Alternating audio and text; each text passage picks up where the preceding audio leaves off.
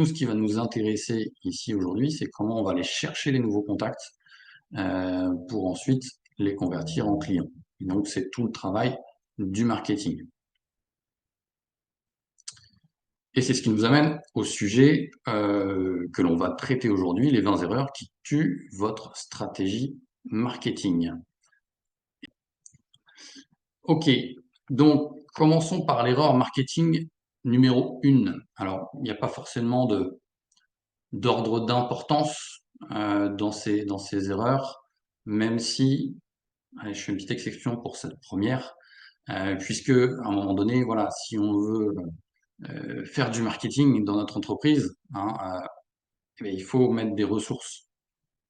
Alors, généralement, les ressources, c'était plutôt des ressources financières. Voilà, on mettait de l'argent sur une publicité, sur un journal, à la télé, peu importe, sur des panneaux publicitaires. Voilà, historiquement, c'était plutôt, voilà, on met en termes de ressources, on parlait surtout d'argent. Aujourd'hui, ça a changé et les ressources marketing, c'est également des ressources humaines, donc en temps, puisque quand vous allez faire des posts sur les réseaux, quand vous allez être sur du networking, quand vous allez être sur des campagnes d'email, là, on n'est pas sur mettre de l'argent directement, mais on est bien sur du capital humain. On va passer du temps à faire ces choses-là.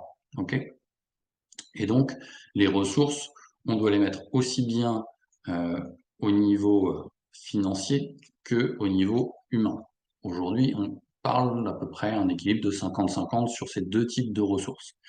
Mais il est bien évident que si vous n'avez aucune ressource marketing, eh ben, ça va être difficile justement d'aller développer commercialement votre entreprise, de faire parler de vous, puisque ces erreurs, enfin ce budget, ces ressources seront réduites à néant comme votre image finalement. Donc la première erreur, ça va bien être de ne pas allouer suffisamment de ressources, de budget à votre marketing. Donc aujourd'hui, on observe trois types, si on revient sur les ressources humaines, trois types de ressources humaines qui peuvent participer à votre marketing. Donc on a les ressources plutôt directes, donc ça va être tout ce qui est campagne email, ce qui vont entrer directement avec vos prospects, donc les campagnes d'email, les appels téléphoniques directs. On a ensuite les ressources qui sont liées plutôt à l'aspect social, donc tous les réseaux sociaux, ceux qui vont gérer vos comptes LinkedIn, vos comptes Facebook, voilà, YouTube, etc., etc. Donc ça, c'est une deuxième type de personnes. Et puis, troisième type de personnes, ça va être les personnes qui vont aller directement en contact physique cette fois-ci. Et donc là, on parle de networking, on parle d'alliances stratégiques, on parle d'autres bénéficiaires.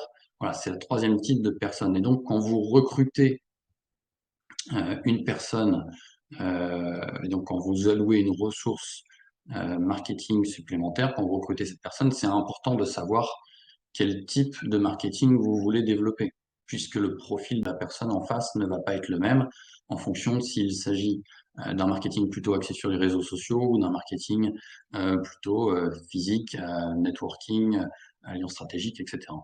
Donc c'est important de bien avoir tout ça en tête pour pouvoir allouer les ressources au bon endroit et que vos efforts, pour le coup en termes de ressources, portent vraiment leurs fruits.